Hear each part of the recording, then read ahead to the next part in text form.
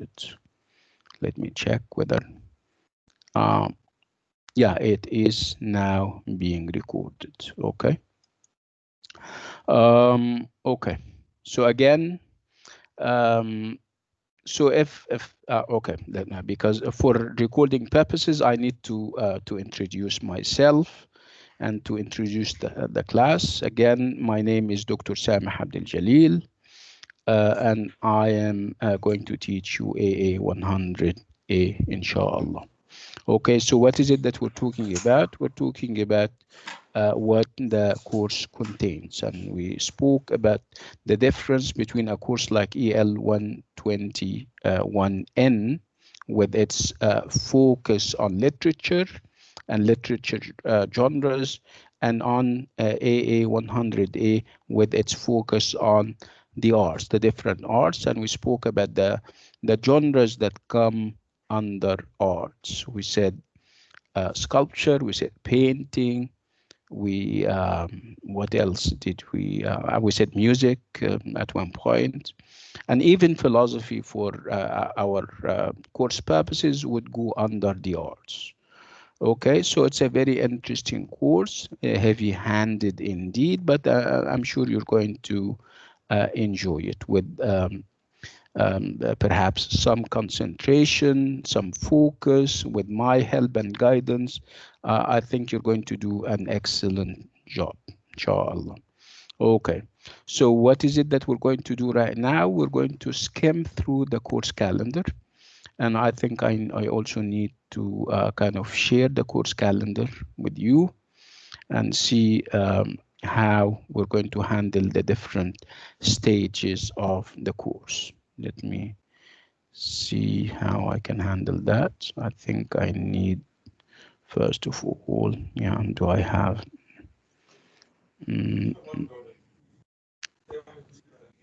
where is the presentation?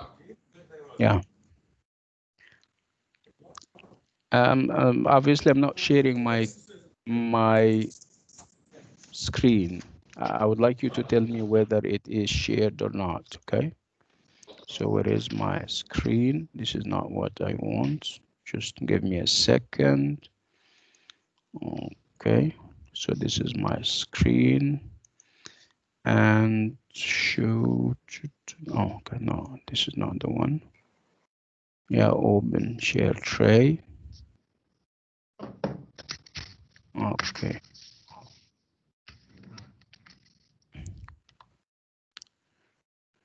So can you see my screen now? Yes. Oh, Yes. Yes. okay, good. Yes. Yes. Yes. Good. Okay. Yes. Okay, so what is it that you can see, everyone? My name, perhaps? Cleopatra? No, it's The file itself and the it's names of the lectures. AA100A. Can you see that? Yes. Yes. Cleopatra and Okay. book one. Yes, I see. Yes. I don't have Cleopatra on right now. What I'm reading from is a file that has on the first slide AA100A, Dr. Sameh Abdel Jalil, Wednesday. Can you see that? No. No. Oh, so No. obviously this is not the file. Perhaps I'm opening No, we can't another. see it. Okay, nice. Let me close this one and save.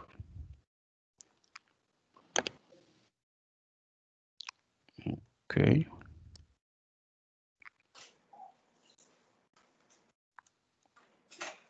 This is also not needed.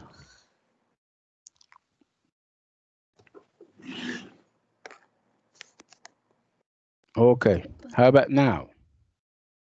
Can you see the file that I'm talking about right now? AA100A, Dr. Sameh? The screen is frozen. Okay. No. No. It's the same. It's the same. Okay, no problem. Well, just give me a second.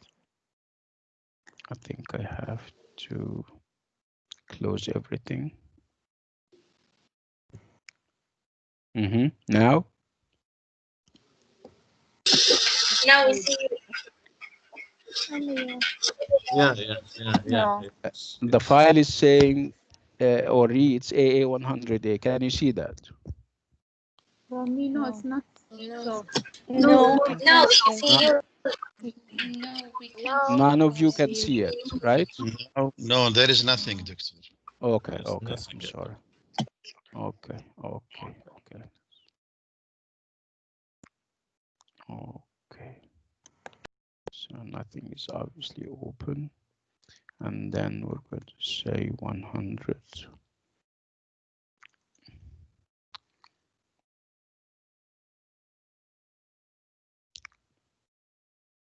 Now what's this? I don't know. Every time I open it.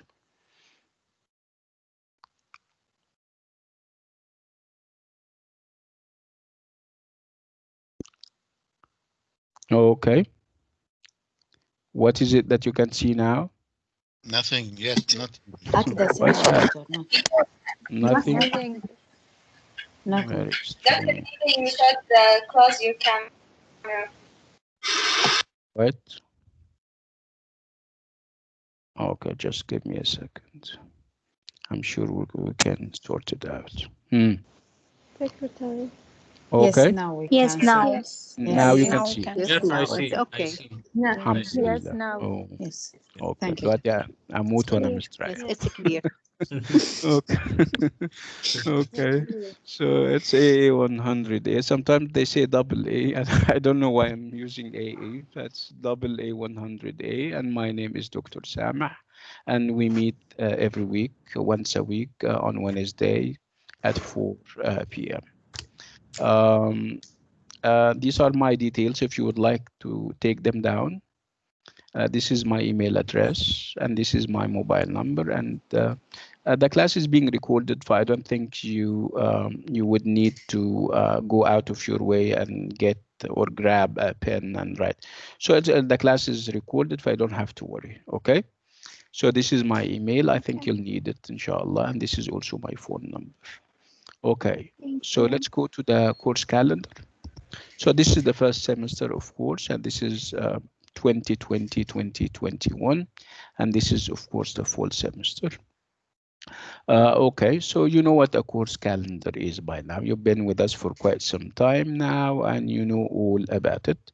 Our course calendar would be more or less like the roadmap that we use in order to move from one stage to another, from one part of the course to another. Okay, so how many? And let me talk about the material first. Let's talk about the books that we're going to use.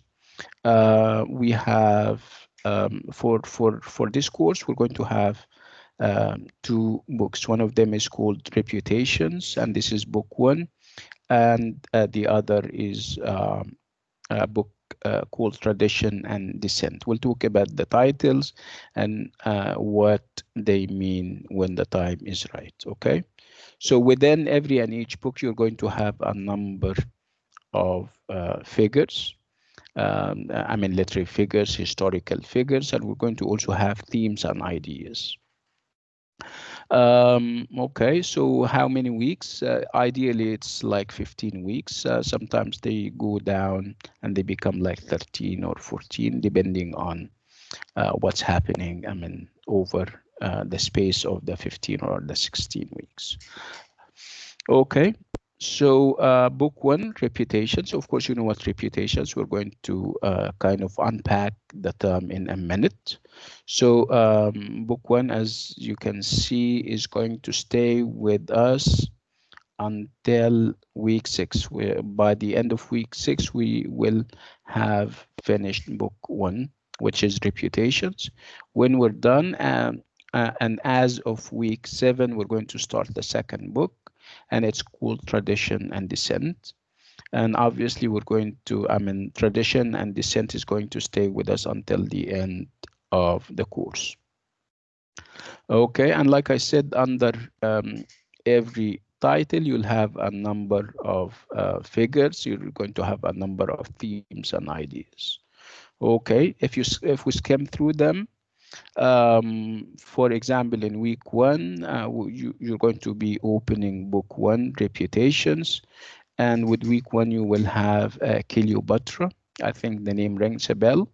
I'm not asking questions about Cleopatra yet. We'll talk about Cleopatra when I finish navigating the course calendar.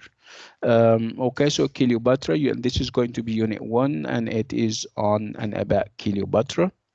And then we move to the second week, and with the second week, we're going to have Christopher Marlowe, and we'll talk about who Christopher Marlowe is, and we're going to talk about Dr. Faustus, one of his master pieces.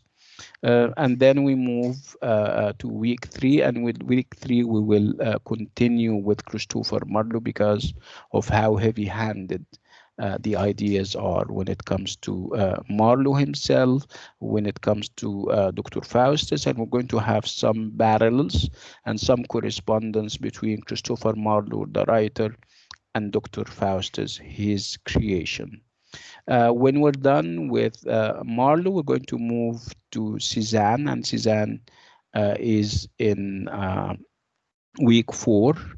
And with Cézanne, we're moving from literature and from history because Cleopatra is history. We're moving from history and literature to the arts, to art. And of course, by art, normally people, when I talk about the art and the arts, people associate it with painting, which is true. And then in week 5, we'll continue with Cézanne. And in week 6, we'll have the diva. And the diva is a big term that we're going to unpack together when the time is right. We're going to have diva examples. And then when we're done with week 6, week 6 or the end of week 6 marks the end of our book 1 activities.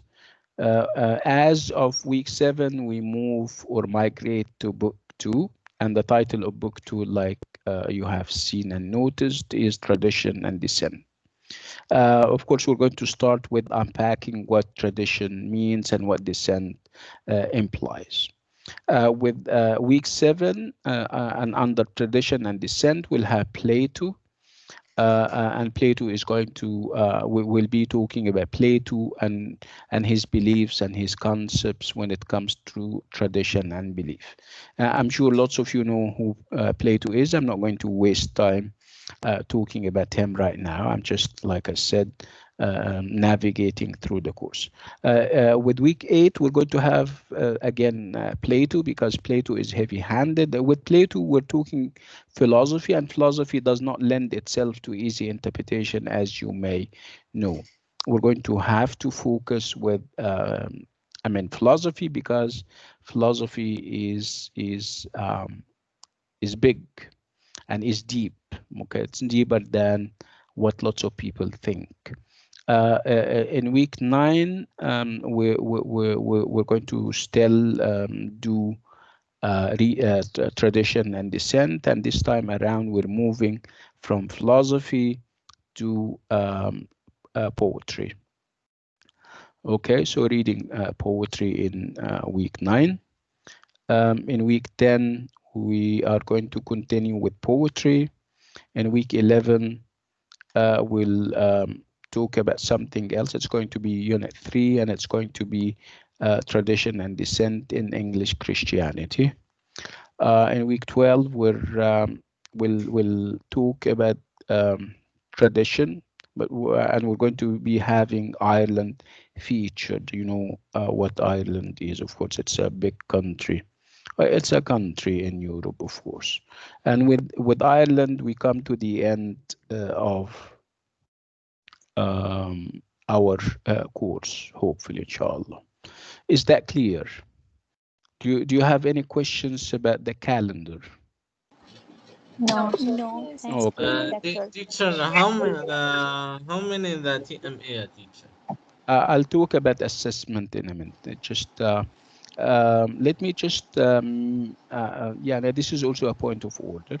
If I ask you about something very specific, don't ask me about something else. Just focus, and I promise you that I'm going to cover whatever you are thinking of.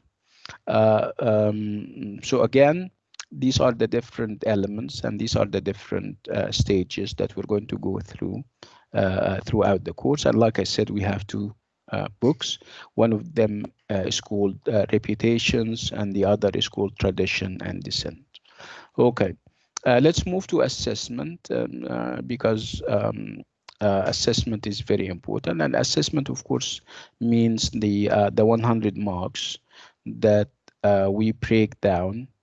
Um, I don't have a final word on how many quizzes we will have, because there was this talk that towards the end of perhaps every two classes we will have a small quiz and stuff like that. But this is not final.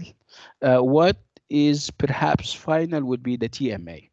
The TMA is out of 20, and then you go to the final exam, which is out of 50.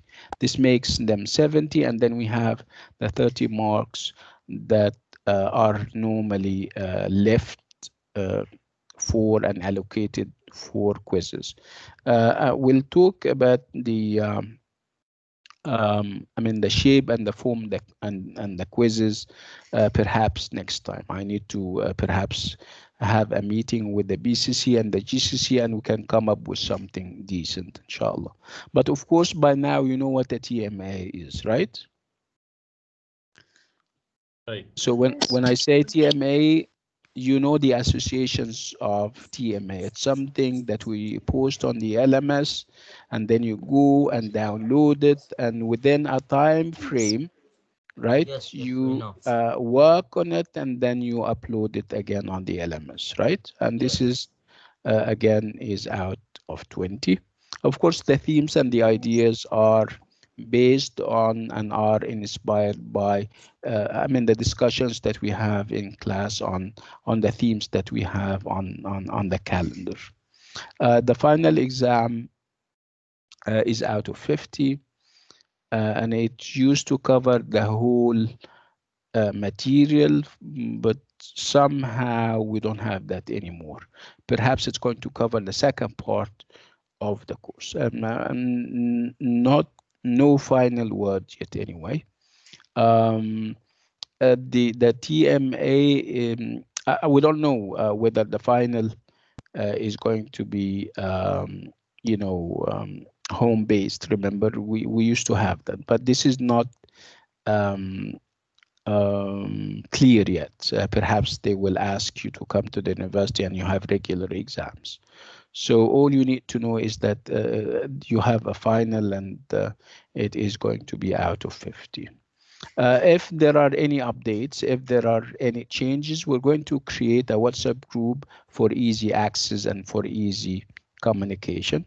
And I'm taking the opportunity to ask somebody to volunteer to create a WhatsApp group for us. Doctor, Yes. we already have a group WhatsApp. Mm, um, um, how Just how of come? our section. Did you know? Did you know each other before? Because obviously you. No. Mm. So Sorry, Doc. I didn't know about the group yet. yeah, this is what. Okay. And So me. if you're going, yeah, I don't want the group to be shared with other And teachers. me, Every and teacher should. me, So Doctor. can we create a group from scratch? Yes, Doctor. I can Oh yes. volunteer. Yes, please. Okay. So what's your name? My name is Yahya Hassan. Yahya Hassan is going to create a WhatsApp group for us. Yes. Okay, and it's going to be AA100A Wednesday class, Dr. Sameh Happy Jalil. Okay. Okay. Of Can you course, share it by email? this is my number, yeah, Yahya. I think you will need Yes. my number. Yeah. Uh, can I ask whoever is not muting his mic to kindly mute his or her mic? Doctor, please, Yes. can I ask a question? Can we finish this first? Yeah, whoever name. What's your name? Francesca, واضحة my اليوم. name. Okay. we need whoever is yeah, please keep your mics muted. Okay, Okay, so but go ahead. I need to Okay, have go ahead. a word, please. Yes, doctor, about Yeah. having a final exam in the university. It's not safety for us because it's the virus still is And this is not final. I didn't say that this is final. What's your name again? I'm sorry. Badriya. Badriya, we haven't said that we're going or we're not going. We're Yes, saying that I know. people are And going to discuss. study. Yeah, people are going Mm, to assess the situation, yeah, and then based on their assessment, they are going to tell us. we But it's too hope early. because we still have to wear the kamama and we had the face Yeah, mask and we this have is to again, and this is too early. some of us they have Badreya, background. is the noise in the background? Is the noise in your background or is it somebody No, no, else's? not me. No, I'm a quiet place in a Oh, quiet okay. place. Me. No, maybe طيب. it might another one. طب, can we kindly ask whoever is, Okay, can we mute? I'll make it a mute. Yes.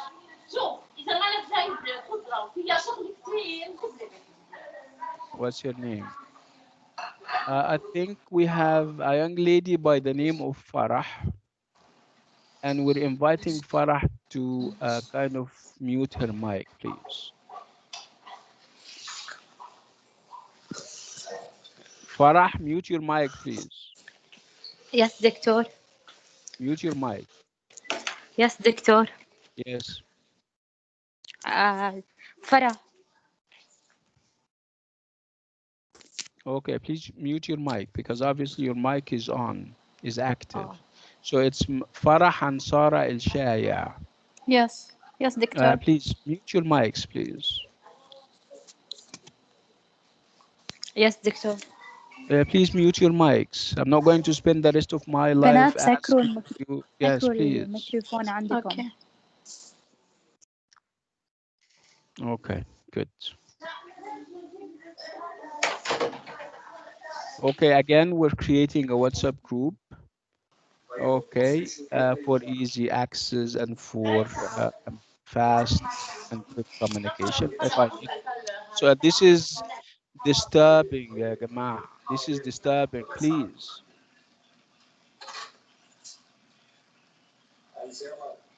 Farah, Farah, Farah. يا فرح. Okay. Okay, let's go back to whatever we were talking about. So again, rest reassured, we haven't made our mind up about whether you're going to go to the university for your finals or not. Nothing is final yet. Okay. Okay. So the name of the course, and obviously it's this course. I mean, this course is divided into two parts. You have part A out of 8 hours. I mean, you have it's an 8-hour course, and you have another one, and it's also it's similar, but of course more heavy-handed and stuff. So the title of the course is The Arts Past and Present, and it is presented in 4 books. We're doing 2 books this semester. Inshallah, when you finish and pass, you move to part B of the course, and which means another 2 books. The course takes a thematic approach to introduce students to the demands of studying the arts and humanities at whatever that means. Okay, so the course takes a thematic approach. Perhaps we need to talk about themes for a bit. So you know what a theme is from your previous studies. Themes means ideas. Okay, whenever you have a piece of work, whether it's a novel or a short story or a play or even a philosophical tract, it has ideas, right?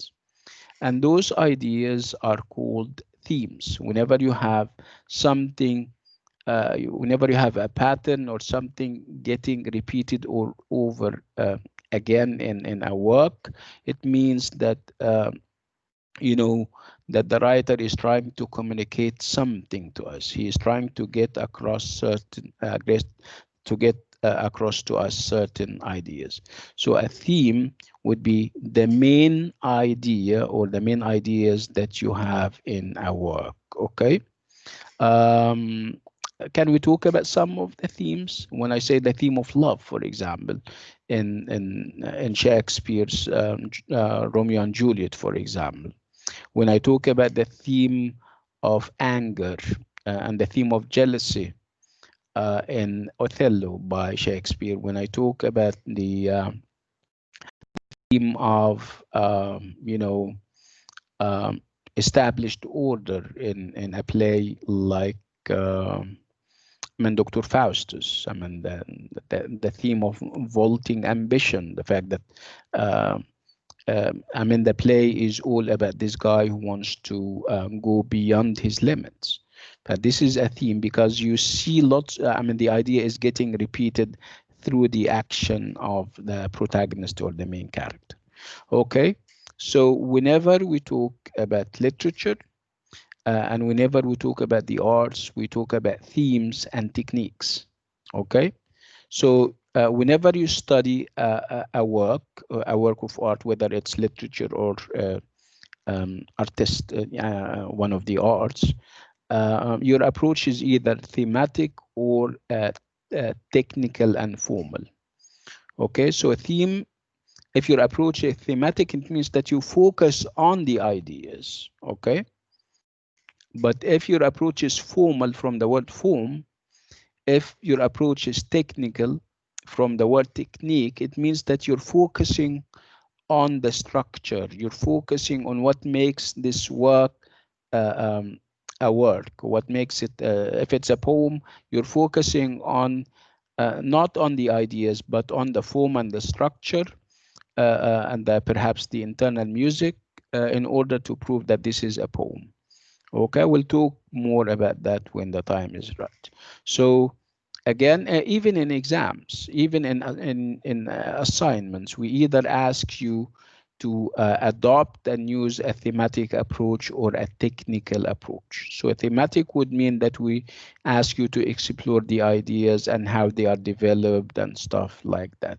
If your approach is technical, it means that if you're having a poem, it means that you look at the rhyme scheme, you look at the internal music, you look at the rhythm and the meter, you look at the imagery and all these kinds of things. Am I clear enough? Yes, Mr. Am I making Yes, very sense? clear. Okay. So again, one of the approaches also is what we call the interdisciplinary approach, whatever that means. Interdisciplinary, you know what a discipline is, right? A discipline is an area of study. When I say medicine, when I say law, when I say literature, when I say science, so these are different disciplines. When I say history, when I say philosophy, so these are different, fields and areas of studies, and we call them disciplines. Okay, clear? And from discipline, Yes. of course, we're going to have the adjective disciplinary. So if I say disciplinary approach, it means that I'm focusing on the discipline or the area of study. But if I'm using the prefix inter and in saying interdisciplinary, it means that I have a number of disciplines and I'm studying them together. Okay, so interdisciplinary means that you have different disciplines or you have different areas of study and you're studying them together. You're trying to establish connections and logical relationships between and among them. In the books that we're having, we have literature, we have philosophy, we have painting, right? These are what? These are different disciplines, right? So when we study them, we say that our approach is interdisciplinary. I'm hopeful that this makes sense. Okay.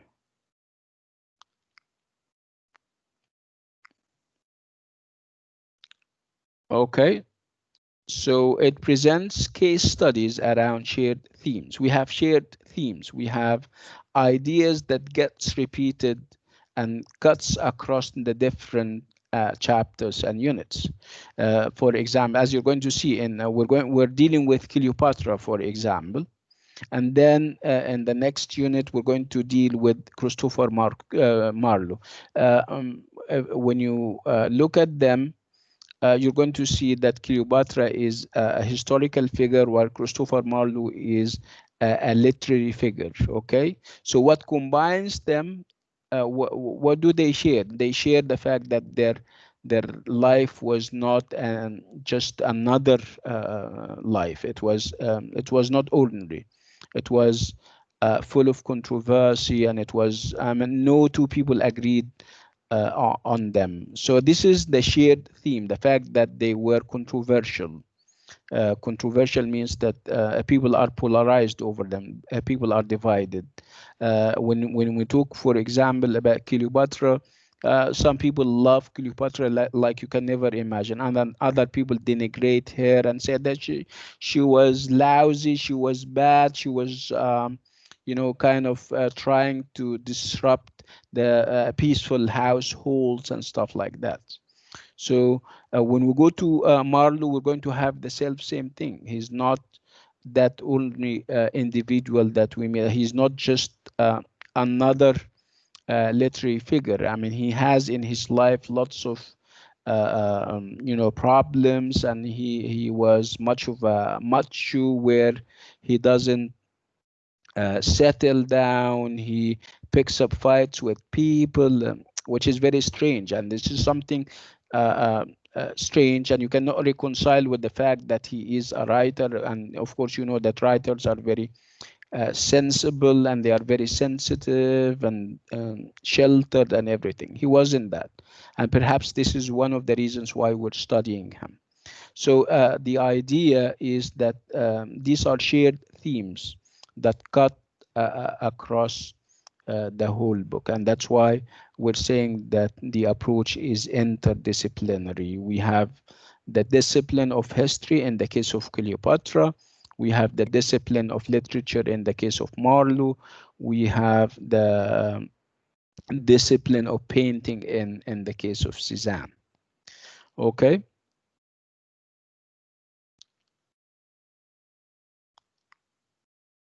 Okay, so what is it that we're trying to build in you?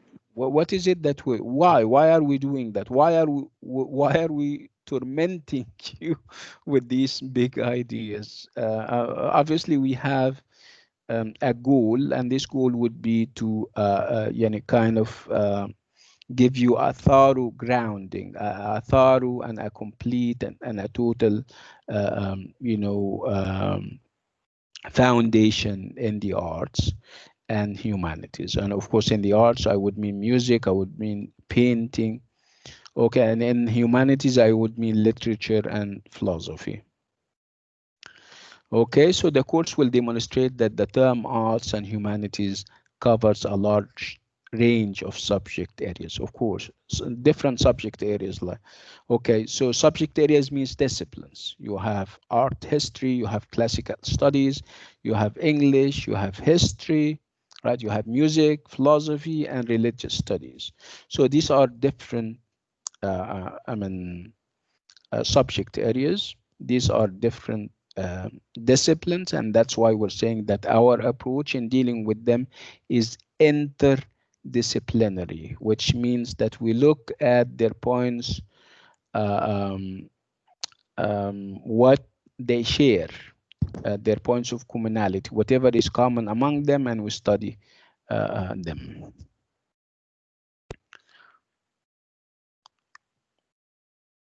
Okay. Perhaps a very good way of starting would be to unpack some of the concepts and some of the terms that we're going to meet over and over again.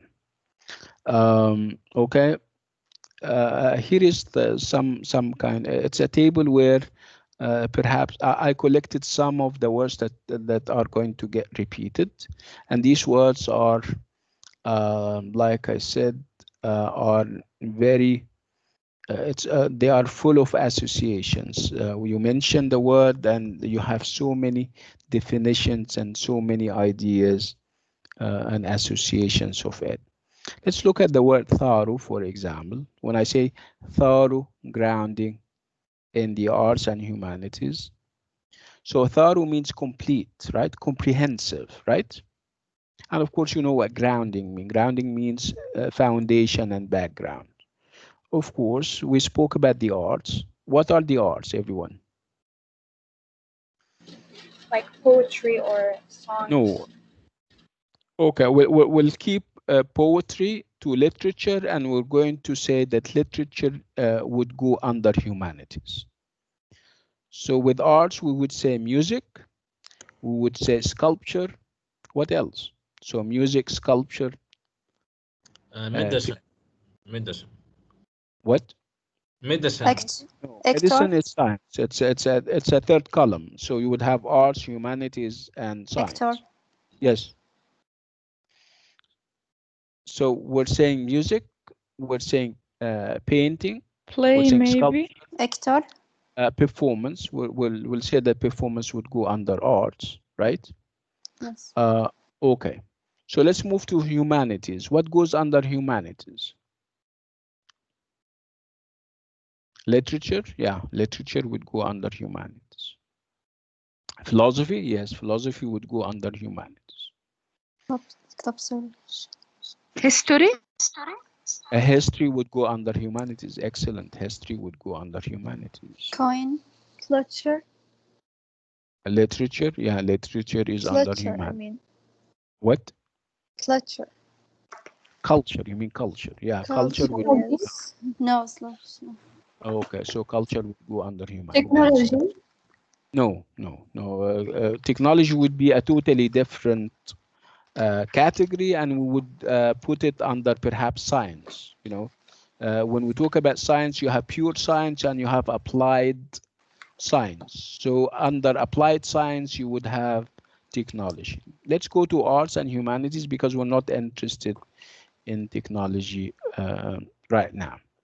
So arts and humanities. So as you can see, these are two different spheres.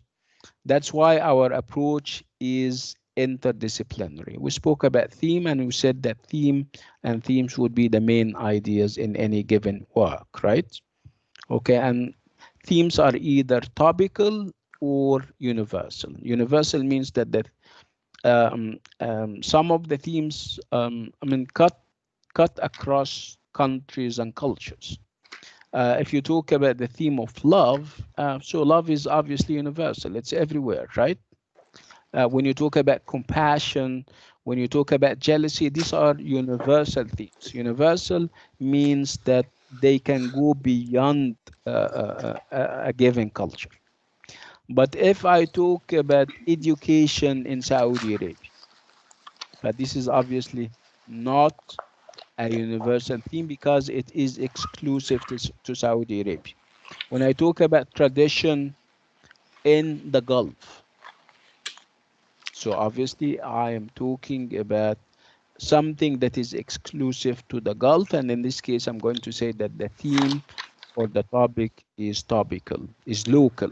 Excuse me, Okay? doctor. Yes. Hello. Yes. So Yeah, go ahead. for theme, it means yeah. My question is that the theme is not be specific at all. I'm not sure I heard that. Can you say Can you that hear me? again? I was saying that the theme is not to be specific. It should be general. No, I'm saying that we have two kinds of themes. So some of them are Oh, general and universal, and they apply now and and always. They apply here in Saudi Arabia, and they apply to other cultures and to other people in other places. This is what I mean by universal. And you also have local or topical themes. Topical themes are themes that are limited to one specific culture. Okay? طيب. Doctor, Okay. I can understand what you are saying about, but I can't know what is the connection with this table. This table for what? These are some of the most important I mean terms and words that we're going to meet. And I thought it would be a good idea if we explain them right from the beginning so that when you meet them, you know what they mean. Are you getting my idea? Okay, thank you. Yes, Okay, it's okay. okay, okay. And then you have the word approach. Approach means a way of doing something, right? Like what's your approach? What's your, I mean, you go out of the class and you say Dr. Samah's approach is conversational. It means that he acts and reacts. He asks people to perhaps give feedback, to talk. So this is his approach. This is his way of doing something. Okay. Okay, so when we go down, you have the word discipline, and we spoke enough about discipline, and we said that discipline would be a subject area or an area of study. We spoke about history as a discipline. We spoke about psychology as a as a discipline. We spoke about literature as a discipline. Okay, when you put different disciplines together, what you're doing is called interdisciplinary. Baini, you know, baini, things that are bin ba'd. You talk about different areas, okay? And then we come to the word canon, and this word is going to stay with you for perhaps the end of your studies. The word canon is, you know, it's a list of approved and accepted works. In literature, for example, you have a list of approved works. Approved by whom?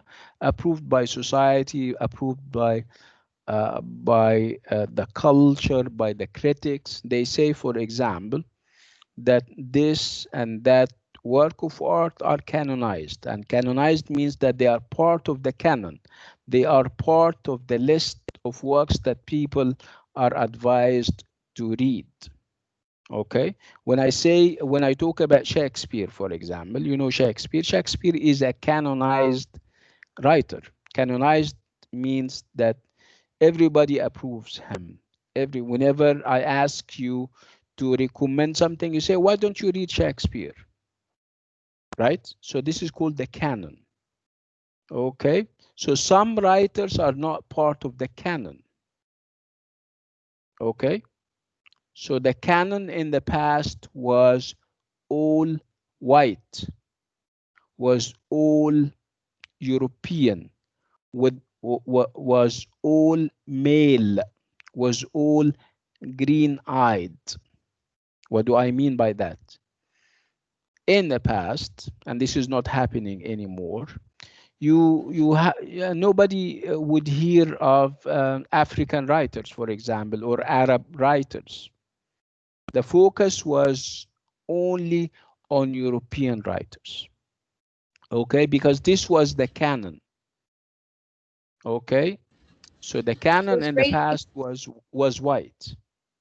Whenever you think of a writer, he or she, he of course, because she came much later. He has to be white. He has to have green eyes. He has to have white skin. He has to be Christian. Are you getting the idea? Yes. Okay, Yes. women, European women were not part of the canon. It's only in perhaps the 19th century, perhaps late 18th century and early 19th century, that we started to hear of women writers like Jane Austen, like George Eliot, like what's her name? The Brontes, whether we're talking about Charlotte Bronte or her other sisters. Okay, this was only in the 19th century, but before that the canon was exclusive to white European males. Okay, what's happening in the 21st century? Is the canon all white? Is the canon all male? Is the canon all Doctor, European? Yes. doctor, is it Yes. racism? This we call it racism. It was in a sense it was. Yes, it was. Yeah, they used to build their assessment and judgment It's of depend to the color and to the yes, yeah. that's correct. Okay, so Okay, thank that's you. why, but we don't have that anymore. In perhaps towards the end of the not and then in the 50s and the 60s of the previous century, and now I mean the canon has been expanded, and we now hear of voices other than the Europeans. One of them happens to be Chinua Achebe, for example, the Nigerian writer, Tayyip Saleh of Sudan, Naguib Mahfouz of Egypt, lots of Indian writers, lots of Japanese and Chinese writers. So the canon is no longer white. Okay, and then we move to the word canonicity. Canonicity has to do with the canon, and then we move to the word fame. You know what fame is? Fame means reputation, to be famous, right? Yes. And of course, Well, from fame you have famous, and you have the word infamous, and it's not infamous. Okay, the stress falls on the first syllable. That's why it's infamous. So famous and infamous have the same. I mean, at their face value, they would mean something similar. Okay, but actually they are not similar. can I Famous add means something? that let me finish and then add. Okay, so famous means popular, and infamous means popular, but famous is popular in a positive way, while infamous is I'm sorry, is popular in a negative way. In the age of TikTok, you have lots of infamous people. They are very popular, right? They have millions upon Yes. millions of fans and subscribers, and and views, right? But they are infamous. Infamous. I mean, they get those views and those subscribers because of perhaps, I don't want to judge, bad practices that they engage in. So they are famous, but they are not famous. But they are famous in a negative way. So if they are famous in a negative way, we call them infamous. Okay, so somebody wanted to add something. Go ahead. I'm sorry I cut you off. You Uh, said everything. I'm sorry. What's your name? Pascal. Pascal. Yeah, my friend Pascal. Yes. Okay. Let's go down. Let's look at the word perspective. Perspective is what we call an angle of vision. An angle of vision means how you look at something. Okay. And obviously, how we look at things would differ because of where we come from, our backgrounds, our level of education, our gender, right? Well, there are lots of factors that come into play when it comes to perspective. Okay, I mean, two or three of us can kind of stand in front of a piece of sculpture, for example, and I like it, and the other two would say, no, we don't like it. Again, I have my own reasons, and they have their own reasons. When somebody recites a poem, for example, and then I like it, and somebody sitting next to me would say, no, it's bad, it's lousy, it's this or that. But this is called perspective. It's how you look at things. It's your, it's more or less like your opinion, which is based on where, like I said, where, on your background, your level of education, your orientation, where you come from, how you were brought up, and lots of things. Okay. I would say that viewpoint is more or less like perspective. Um, and then I would move to the word tradition. And I would ask you if you know what tradition means. So any idea what tradition means? Okay, so Yes. okay. Yes, Sometimes Yeah. yes, yeah. yes. Let me make it easy for you. Sometimes you know the thing and you're using the word, but when it comes to explaining what it means, sometimes you find it difficult. Perhaps you practice it, but you don't know how to articulate it, which is understandable, and which is yeah, something that you shouldn't be worried about. But let's try. So somebody was trying. Go ahead. Yes. Okay. Maybe social norms.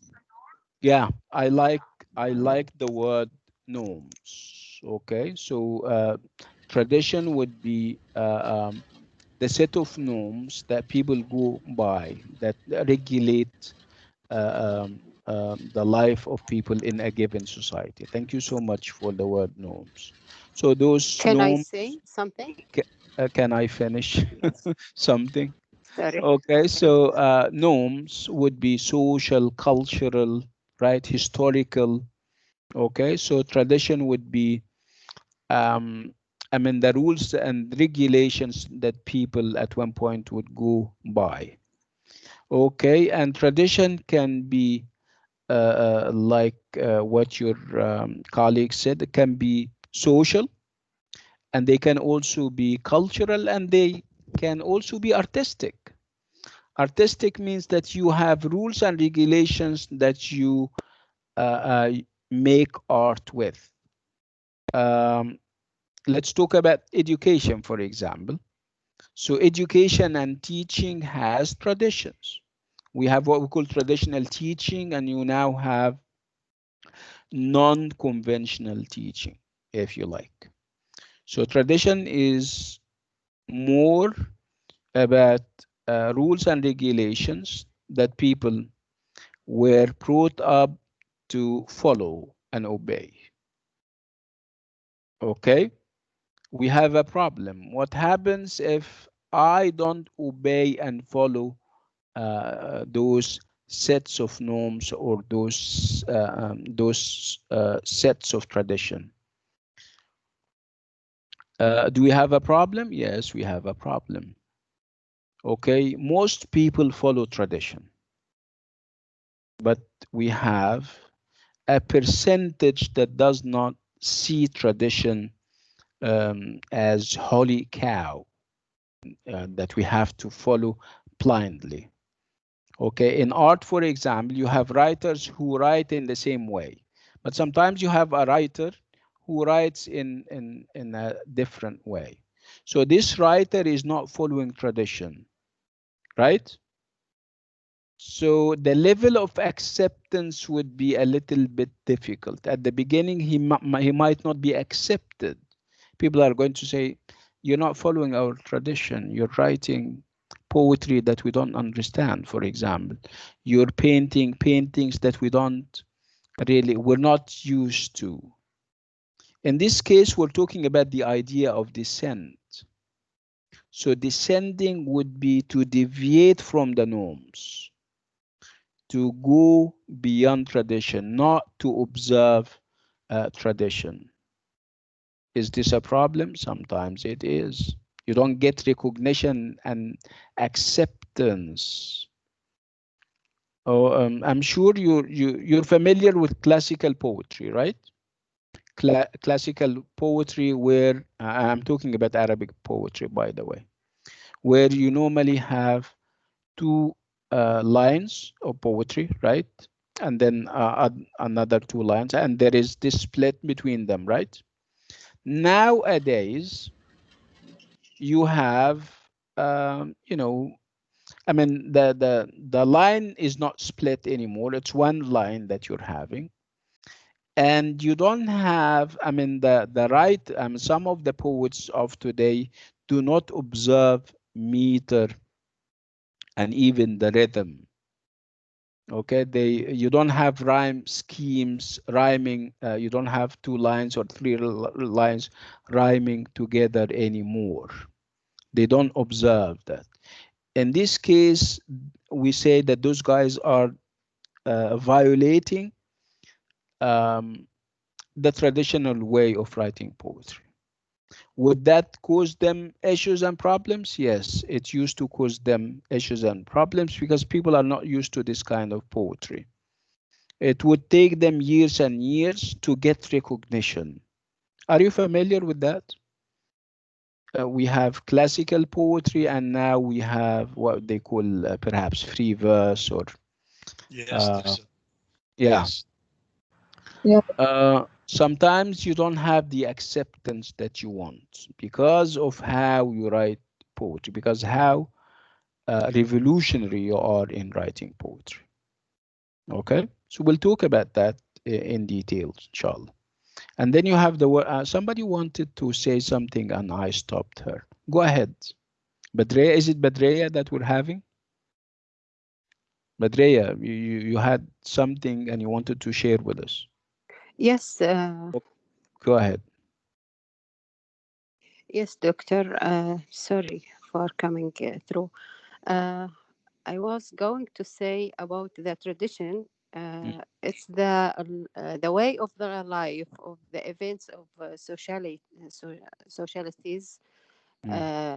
يعني how they live and they grow up and they are يعني getting used how to live depends to their grandmothers and okay, I got your point. Yes, yeah. This is pretty much what we have been saying. It's almost yeah, the same thing. Thank you, Badreya, for your input. Thank you. You're welcome. Thank you. And then you're welcome. And then we move to the word encounter. An encounter, in a literal sense, would mean meet. When two people meet, for example, this is an encounter. On a higher level would be the meeting of cultures, for example. So we say cultural encounters, where two cultures come together and people of one culture, I mean, appreciates the or appreciate the other culture and vice versa. And then you have the word ode, which means it's a variation on the word poetry, and ode is a type of poems. I will talk about it later. Let's move down where we have the word associations.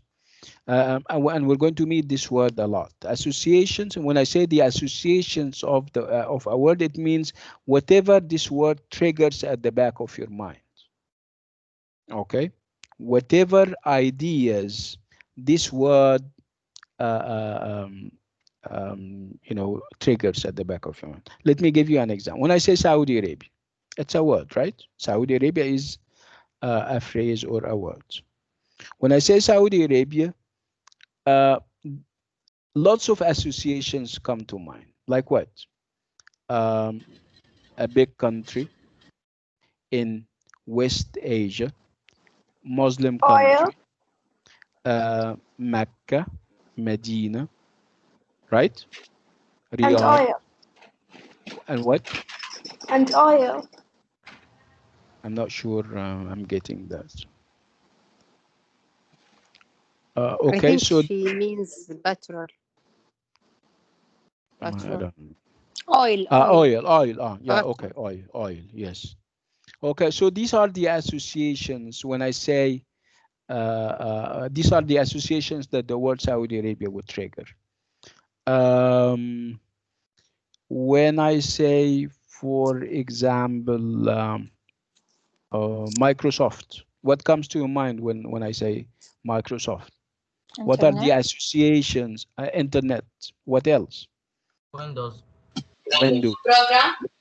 Yeah, programming and programs, software. Yes. So these are the associations of a word. You're getting the idea. right? Yes. Yes. Okay, when I say Arab Open University, what are the associations of this phrase, Arab Open University? Education. Education,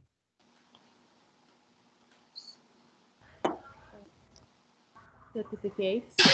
Online courses. Course. courses, Exams.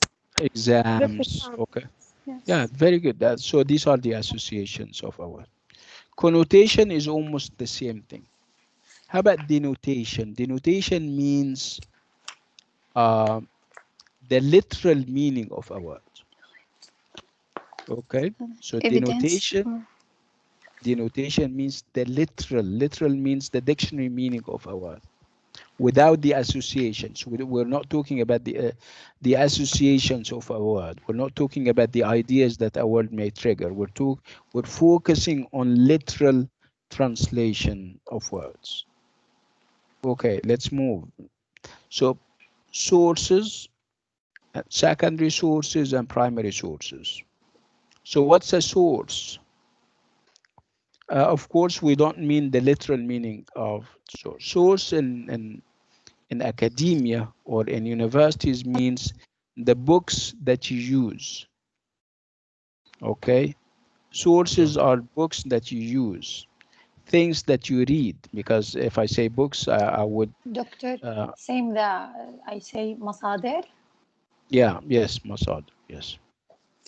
So sources are things that you read, things that you watch.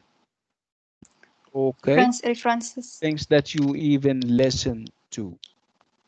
Okay. Like reference. Yeah, yes, more or less. Okay, so we have two types of sources. We have primary sources and we have secondary sources. So primary source, this is especially if you're writing a TMA or a piece of research. Okay, so you use primary sources. It means sometimes, and this is going to happen soon, we're going to give you a TMA where we say, listen, we would like you to write about this or that idea produced, for example, by Plato or Christopher Marlowe. Okay, so you go to the book that you're using by Plato is called the primary source. Okay, and then you go and read books about Plato and about his work. You read books, you go to the internet, you do research. Whatever you bring in would be called a secondary source. Okay, so we're taking poetry, for example, and there is a poem that I want you to study. Okay, I want you, for example, to write an essay on the poem. Okay, so the poem itself is going to be your primary source. Okay, and whatever material you're going to read and you're going to bring to talk about the poem is going to be called secondary source. Are you getting the idea? So Yes, yes, it's simple. which is bigger Yes. in number? Which is bigger in number, the primary Primary. sources or the secondary Primary. source? I want you to think. You can The have a poem. secondary. I think a The primary. Because it's yeah, administered I in mean, numbers. you're writing on a poem. So the poem is one thing, but you're going to read a lot of things and a lot of books on and about it, right? Okay, okay. I'm not understand a lot. Now, Uh, now I understand. It's a that's secondary great. source. Mumtaz. That's great. Are you getting the idea? Yes, So yes, from now on, because this Yes. is very serious, because you have a TMA coming up, right? So what are yes. you going to do? Are you going to depend entirely on your on your mental sources? Whatever you remember about a poem or whatever you remember about Plato, things that you heard in the class? No. Okay, so your mental resources are okay. Your mental sources, I mean, brainstorming for ideas and sitting down and kind of generating, that's fine. But do you think that would be enough? No. No. So you will have to go out of your way and read about the poem from outside sources. Yes. So the outside sources are going to be called secondary sources. Okay. So do I need secondary sources? Of course. Okay. Yes.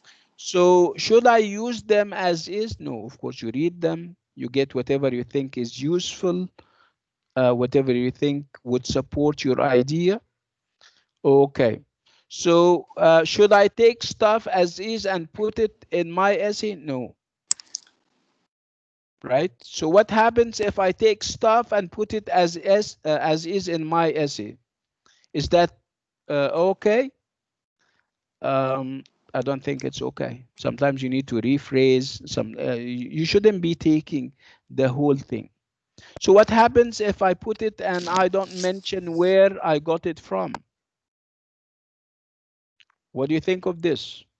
This is So you're stealing. using It's you're plagiarism. using you're using secondary sources without acknowledgement, without saying Plagiarism. this is bad, right? Yes. Yes. This is stealing even.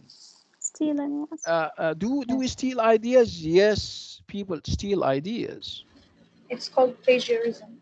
It's called excellent. It's called plagiarism. What's your name? Pascal. Pascal, my friend. Yeah. Okay. Whenever I am at a loss of a word, we go back to Pascal. How about that? So I'll be again, glad to help. thank you so much. So again, I am forewarning you right from now. If you have a TMA or an assignment, of course, you will need to use secondary sources. So use them, that's fine. Use them, we encourage you to use them. But when you bring them into the body of your essay or piece of research, you need to acknowledge the sources. You need to give credit to the owner of the ideas. Okay, so what am I going to do? Am I going to after I take a sentence or a paragraph, I say I have taken this from this. No, we have conventions We and have we to have source them. rules. You have there is a way or a method of acknowledging your source. Perhaps that would be a subject for another day. Okay, so you're getting the idea. Let's move on to CE and BCE because we're going to meet them a lot.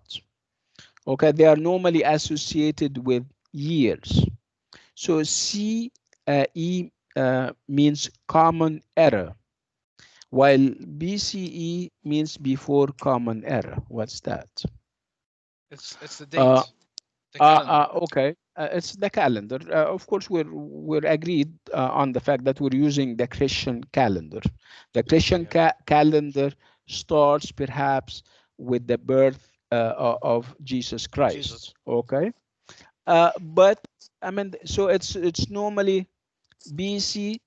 BC means before Christ, and AD, which is Anno Domini. Anno Domini means after the The birth rise. or the death, perhaps, of Jesus Christ. They said, why do we use these markers? So these markers are Christian, and with all due respect to Christians, they are not the whole world. I mean, we have other people who are not Christian. We need something neutral. Okay, something that would apply to Christians and non-Christians. That's why they came with CE, common era, and BCE, which means before common era. So before common era means before the birth and the death of Christ, while CE means common era, it means after The time of death, Christ. or after the time of Christ. Again, we're using them because they are neutral, and you wouldn't, there is obviously more to to the world than just you know, a certain ethnicity or a certain religion. We have so many religions in the world. We have so many you know, races and ethnicities. Okay, let's move. I spoke about denotation and connotation, if I'm not going to spend. Okay, so let's talk about Cleopatra. What are the associations of the word Cleopatra? What comes to your mind when I say Cleopatra? History. History. Beauty. Egypt. Egypt. A pharaoh queen. What? A pharaoh queen. And Beauty. Yeah, good. So different associations, right? Yes. Okay, so these are the words and the meanings and the values that come to your mind when I mention the word Cleopatra, and this is what we call associations of a word, right? A Okay. famous lady. A famous Yeah, lady. famous. Yeah, famous. This is one of the associations. Okay. Okay, I would like you, without thinking, tell me what you think of her, whether you have heard of her name, whether you have seen adaptations, I mean, of and movies of her. Tell me of I don't want you to think. What do you think of her? Do you like her, hate her? Give me one word: like or hate. I Dislike. dislike her. Like. Like. Like. Like. Like. Like. Okay, good. Like. So obviously, it's Because she is smart. the women folks that we have. It's only I like her natural. because she Strong was and beautiful. she Okay. was Can I a comment? She's a successful. Sir? strong woman. Can I She comment? Perhaps. is Yeah. Go smart. ahead. Yes. Who's that? Yeah, yes, Yahya. Yeah. Yeah. Go ahead. Doctor, I think the history did not do justice to her with what was reported about her. That's a very interesting observation. Yeah, Yahya, and I congratulate you on it. Excellent. Thank you. This is an excellent way of putting it. Actually, the whole conversation that we're having is on whether, I mean, Cleopatra was treated fairly or not down through the ages. This is a big issue. So let's go back to those who like Cleopatra, and perhaps they can provide us with some reasons as how they or why they like her. Somebody Can I is talk? just give me a second. Somebody is we're having noise. ف uh,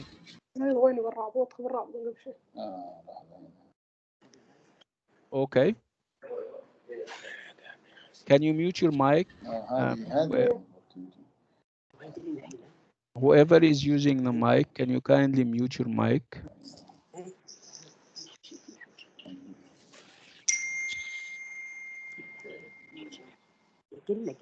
Okay. So again, remember the associations that we spoke about. So beauty, suicide, luxury, temptation, doomed love, history, ancient Egypt, right? Okay. So let's go back to the idea of love or hate. And obviously, those who love her are, I mean, they outnumber those who don't like her. And for obvious reasons, women and ladies would be in favor of her. So those who like Cleopatra, can you give us reason? Please, Yes. somebody is, just give me a second. Let me check who is having his mic active. I don't know who this young lady is. Badreya, can you mute your mic, please?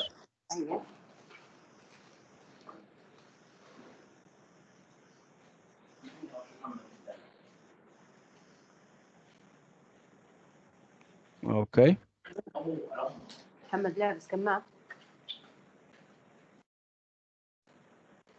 Okay. So somebody comes to the mic and tell us, perhaps, or come to the mic and tell us why he or she. Can I talk, please? Yeah, go ahead. Okay. So as we know, like Cleopatra, all they all explained her as manipulative, and she wasn't a good person. But it wasn't fair because that was only the perspective of the Greek. It wasn't of the Egyptian people. Like personally, I like her because she was a successful woman, and like she had something.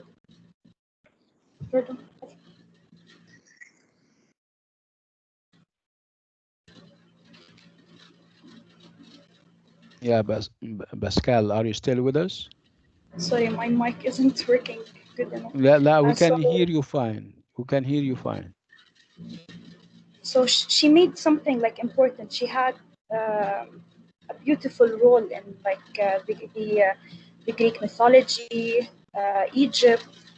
So I personally like her for that. Because they talked like what happened to Mark Antony and Julius Caesar. She wasn't like a good lady, they say. And after that, she committed suicide. So that's the negative part. Okay, that's interesting. Thank you, Pascal, for your insights, beautiful as they are. Thank you so much. Can we have somebody else? Yes, Doctor. Can I add Yes, go something? ahead. Yeah, what's your name? My name is Yahya, Doctor. Yahya. We have an expert on Cleopatra with us. Yahya. Yes, Doctor. I wanna. very low, very low. Just give me a second, Yahya. Very low. Badriya, can you kindly mute your mic? Yeah, okay. Go ahead, Yahya. Yeah, Doctor, I want to add when a disagreement across with a person, especially if he or she leader or politician, accusation are attached to him or her, and the image is distorted. We have also a closest as example, Harun al-Rashid. Yeah, yes. Harun al-Rashid has been distorted and published many lies about him. Yeah, that's true. I mean, to the extent that you don't know whether he was good or bad. I mean, that's he is now a figure of controversy. I mean, we can feature him in book 1, right? Yeah, About especially reputations. doctor, especially if the sources is not reliable. Yeah, that's a good point that you're bringing to the conversation, the idea of sources and whether they are reliable or not, whether you can trust them or not. What is interesting, Yahya, is that we're doing all of that. We're going to talk. The conversation is going to take us to all of that. This is perhaps it's going to be a lesson in how to deal with historical figure.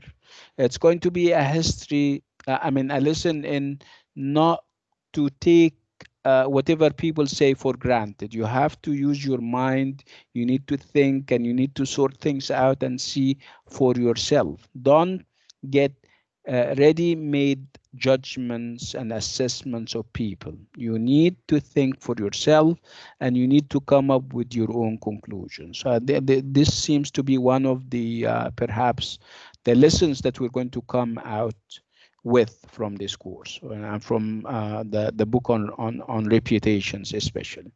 Thank you, Yahya, for your input. Excellent. Okay, so let's talk to those who are not so happy with Cleopatra, if you like. They don't seem to be infatuated with her. So do we have people who don't like Cleopatra in class? Yes. Yes, sir. Okay. So okay. So who's that? I'm Hamza. Hamza. Go ahead, Yes. Hamza. I think she was manipulative. Okay. She married her own brother, which is concerning. Well, this was a part of the tradition. You wouldn't blame her for something that everybody was doing. This was part of the religion of that. It was okay at the time, yeah, Hamza. Okay, fair enough. Okay. And I don't know. Her committing suicide was also too much. Yeah, this is okay.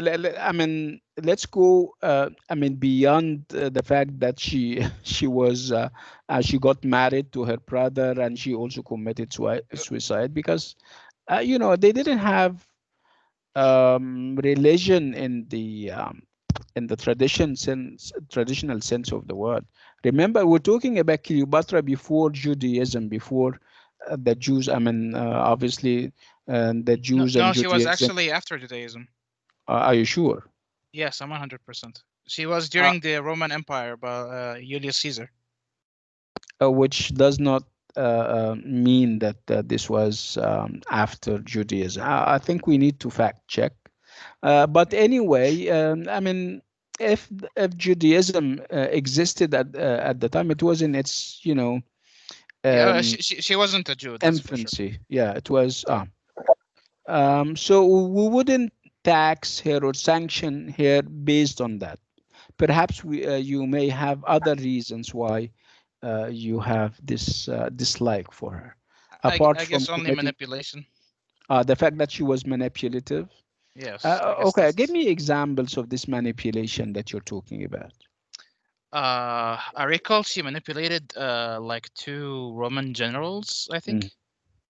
You wouldn't consider that I mean a skill or intelligence? Oh yeah, it is for sure, but in a negative way. Perhaps your perspective is I mean clouded perhaps by your religious background, the fact that it's a woman and she's in open relationships with right? No, Am I no, no, no. correct? No. It's not Are that you bad. open? Are you that open? Open enough to accept that? No, I actually accept like a lot of things about her, but I just like dislike her for manipulation mainly. Don't you think that perhaps because you're male, that would be one reason why you you're very would my sensitive? female relatives count? I don't know. We are all males. I am a father of two lovely Daughter? daughters, Yes. and of course I have a wife, and I used to have a mother, Allah yarhamha. But we still have this in us, I'm not. Perhaps this is me. I'm sorry. Let's I'm go back. personally Uh, not against her kingship or yeah. rulership or whatever. Yes. It's not a gender issue, right? You don't No. have gender biases, No, I right? think I hate more men leaders than female leaders, to be honest. Actually, they were not given the opportunity to say the least, to put it this way. I mean, at one point, I'll refer you to a post that I had on Facebook at one point, and I wrote that perhaps after the fiasco election. You remember in 2016 and the American elections, and the fact that Yes. Hillary Clinton was close to winning and something happened. Yes. And then at the time there was this, overthrow of the Brazilian president. She was also female. Yeah. True. And I remember that I said that no, those guys are not given enough opportunities, and the reason why they fell down is because they are not they are not as practiced in manipulation as their male counterparts are. If you see what I mean. Yeah, Uh, that's let's for sure. let's leave it at this. Perhaps we can talk more about that. Any other do we have other people that do not like our friend Cleopatra? Okay, Yes, so sir. yeah, go ahead. What's your name? Sattam al-Malki. Sattam. Okay, go ahead. Yes, I think Cleopatra shouldn't be judged on her relationship with her brother or being manipulative, which is a skill when she performed it on her enemies. So that should count for her, not against her. That's However, interesting. Yes. however, she is a leader responsible for her people, and perhaps she was a good and naive person who, at least from romanticized novels about her, she allowed the idea of love to give up the trust that was given to her by her people, thus seceding her own rule to the Roman Empire. You mean it's this dilemma that some people have, where irrespective of the gender, it's this conflict between duty and love, between honor and love, right? Yes. Sometimes you Duty. cannot reconcile them, right? And some people would Yes, say, sir. yeah, go ahead, Satam. Yeah, I'm sorry. Yeah, go ahead. No, sir. You just said duty, which is as someone who has been entrusted by that role, you should put it above all else. And that loss to the Egyptian people is what makes me dislike her on just a professional level. I don't know her personally. Yes. Don't you think that perhaps she started off this way? She had the intention of perhaps manipulating them to serve her own people, but things spun out of control, and the next thing you know is that it became a disaster. She was entangled in those relationships, and she couldn't get herself out of that. Would you give her the benefit of the doubt? In other words? Yeah, I think this is the truth, Doctor. I wouldn't. However, if that were the truth, I would respect her a lot more. Okay. So it's good. I mean, we're starting this very hot conversation, and I'm sure we're going to sustain it till the end of our time with Cleopatra. It's good. We're starting very big, and we're starting very strong. Thank you so much. Okay. Can I say something about her? Because I like her, not for the way she rules the Egyptian, only because she is a smart person. She has a very smart personality and wits, and many of men fell in her love because of her smart and strong personality. Okay. Maybe most than her beauty. Yeah, it's more about her strength of character. This is what Badria is saying. Yes, and that's what She I has mean. this appeal, and this appeal is not based exclusively on the fact that she was very beautiful. It's also because of how smart she is, or she was, right? Yeah, perhaps this is a good point. Okay. Again, we're whatever we're saying would fall under the idea of fame and the idea of reputation. And like I said, reputation can be positive, and it also can be negative. And from the look of it, we're dealing with Cleopatra from the negative angle of vision. So I mean, the idea would be that she was manipulative, she was bad. So we're going to look into I mean, the annals and the sources and the documents and that we have, and we're going to come up with our own fresh judgment and assessment as whether she was good or bad. So again, perhaps we're going to have a problem, and the problem has to do with the sources. Are the sources reliable, like Yahya was saying? Are they enough and sufficient? Are they multi-sided, and are they multi-sided in the sense that we have sources by the Romans, her enemy, and sources by I mean the Egyptians, her people?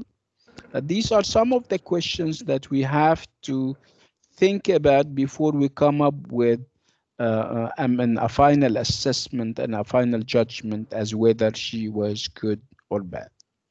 Again, we're taking Cleopatra And we're taking also Christopher Marlowe to talk about just that, the idea of sources and the idea of whether the sources are reliable or not, whether they are enough and sufficient or not. So again, it can be Cleopatra, it can be Christopher Marlowe, but the idea is universal. Perhaps if we're invited to contribute to the book, we would add Michael Jackson. We have so many Harun al-Rashid, like I think it was Yahya. I don't know whether it was Yahya or Sattam who spoke about that. Yahya, right? Yahya, yes. Yahya. Yes. Okay, so if we're invited to contribute to the book, we would add figures like Michael Jackson, very controversial. We would add Harun al-Rashid. Can you think Hitler is a no-no? No two people, I guess, would disagree on how bad the guy was. Despotic, undemocratic, right? But it was very aggressive. Yeah, and Stalin too. Inhumane. Right? Yeah, Stalin, Hitler, and Mao Zedong. Yes. Okay. But there are characters that they are controversial in the sense that we are polarized and divided over whether I mean they deserve the reputation that they have, good or bad. Okay. Okay. The Dalai Lama, for example, I'm sure you're familiar with the Dalai Lama, and the Dalai Lama is a religious, position in what's the religion? What's this earthly religion that they have? It's Buddhism, right? Yes. And I mean, for the China, for mainland China, he is a traitor and he's everything bad. But for the Europeans and perhaps for India, because of the animosities between India and China, he is a hero and a patriot and all of these kinds of things. So again, we're dealing with those controversial figures, people that we don't have total agreement on. And again, we would look at how people look at them and see whether if they are painted and portrayed as bad, we need to explore for ourselves why they are bad, and if they are also painted and depicted as good, we need to see why they are considered as such.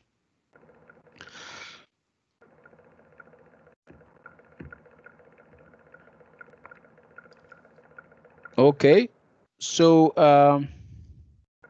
so implicit in the book's theme will be the question of why some individuals are celebrated and others are not. This is a big question, right? So sometimes you have excellent writers, but they are not very popular. And sometimes you have people who are, they are average and they have all the fame you can think of. This is also one of the concerns and the questions that the book addresses. The book will introduce students to debate about canonicity through fostering a sense of the ambiguities of fame. We spoke about canonicity and we said canonicity comes from the word canon.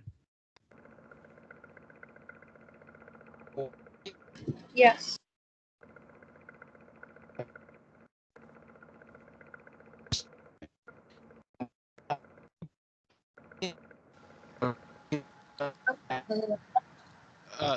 Doctor, you're in lagging. spite of the fact that they were perhaps, I'm sorry. Can you hear me now? Yes. Yes. Okay. Yes, we can. Yeah, now it's good. Yes, okay. now is okay. So okay, nice. So I was talking about the idea of the canon. Okay, and whenever we talk about the canon and canonicity, there is going to be a great deal of debate, a great deal of difference, because of the not so sufficient reasons why some people are not canonized and others are. Again, you would look at the idea of canonicity from the perspective, from the different perspectives, as Arabs, as perhaps people who are not very white, people who live very far away from Europe. You wouldn't you wouldn't always agree with their choices when it comes to the canon. Okay, so again, perhaps the good news would be that the canon is now more expanded than ever, and they stretch it so that it can accommodate non-Europeans and non-whites and non-Christians. Let's talk about the Arab canon. Let's talk about literature, Arabic literature, and let's talk about perhaps some canonized literary figures. On top of them all, what do you think? Who is on top of the Arab literary canon?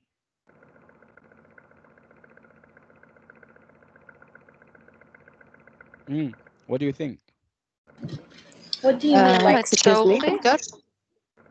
Is that a bunny? Well, that's. I'm not sure if he is part of the canon at all.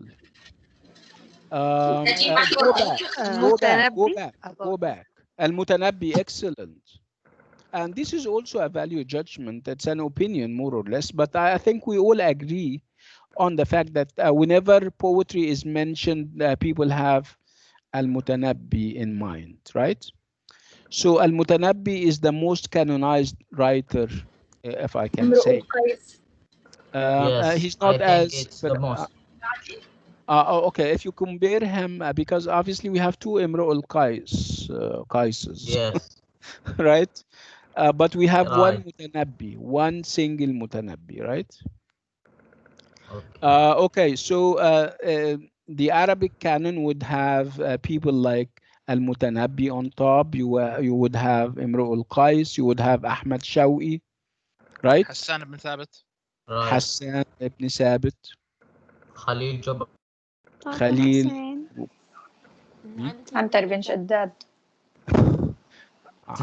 Is his name? I think this is this is his cinematic name. I think Antara. I'm not sure what his name is. Okay. Yeah, his name Anyway. Antar bin Shaddad. Yes. So as you can see, I am sure that they had contemporaries that we never heard of, people who were as excellent, people who were as talented, right? Yeah, but like me. Mustafa Mahmoud, doctor. Mustafa Mahmoud is not a poet. He's a prose writer. We're focusing on poetry because poetry was something for the Arabs, right? Yes, poetry. Sorry. It's still kind of sexist. What? It's still kind of sexist. Like, they're all men. Like, Yeah, still. see. There's a Khansa. Yeah. She was pretty popular. If you compare the numbers, of course, she has a point, right? How about Yeah, of course. Taha Hussein? Taha Hussein, Hussein, for example. Again, yes, Taha Hussein. Nobody spoke about Mai Ziyada, for example. Lots of other women that we're not familiar with because they are not part of the canon, right? And they're so they're the minority. I wouldn't call them minority. They were made the minority. I mean, women are perhaps outnumber their male counterparts. I mean, they are not a minority. They were made into minority. This is also a big issue that we can always talk about later. So again, we're going to look at the idea of canonicity as we proceed. So as you can see, the ideas are very fresh and the ideas are very interesting. What I want you to do, perhaps for next time, I would like you to read the chapter or the unit and come up with as many questions as you possibly can. We can always talk. We can always discuss stuff. Okay, and this is the only way that we can enhance our knowledge. You have to have your own perspective. You have to have reasons why you think this is good and this is bad. Don't take other people's opinions for granted, especially when we deal with people like Cleopatra, where there is a great deal of injustice meted out against her. I shouldn't be saying this because this is spoiling it for you. You have to It's come up true. with these conclusions yourself. I'm sorry. Anyway, I think we're going to stop on this note and with this item. But before we call it a day, I would like you to read the unit. I would like you to be part of the group, the WhatsApp group, so that we can have communication during social hours, not at 1 a.m. or 2 a.m. Right? And I would like our conversation and our communication to be purely educational in the group, which means that I don't accept the إعلانات, people forwarding إعلانات, or people sharing funny stuff. No, let's keep it educational, and let's keep our Arabic to an absolute minimum. This is a very Yes. good way It's of more. practicing our language, right? It will be more professional. Yeah, absolutely. Yes. So again, Uh, if, I'll give you perhaps 2 minutes if you have any questions. okay, I will add some of female poets of Arab. I'm not sure I understood. What It's is it that Nazik you al want? Malaika. Nazik al-Malaika, for instance. Yeah, Yes. she's canonized and not canonized. Not, I mean, the new generation doesn't obviously doesn't know much about her. Okay. Again, it's this idea of canon is a big issue, and I think it can also be very researchable, where we can talk about people that you think should be canonized and people who shouldn't. I'm sure if you read into Arabic poetry and Arabic literature, you're going to find people imitating and copying each other, and we have conclusions and assessments about them now, and they say they don't deserve the prestige that they have always enjoyed because they have stolen their ideas from other poets that they were not familiar with. I'm sure you're familiar with this idea of as-sariqat in Yes. Arabic poetry and Arabic literature. Uh, so it's good. It's very interesting and it's very rich. Again, one more question before we leave. Can we leave No, now? thank you, doctor. Okay, so Thank people you. are part Thank of you, the Doc. group now. Okay, so it Thank you, was doctor. you're welcome. It was nice meeting you this afternoon. Thank you so much, Thank you. and I'll see you next week, inshallah. Assalamu alaikum. Bye bye. Okay. Thank you Thank so you. much. Thank you Good. so much. Have a nice Bye. day. Thank you. You too. Thank you. Have a nice day, Doctor. Likewise. Bye bye. Bye bye.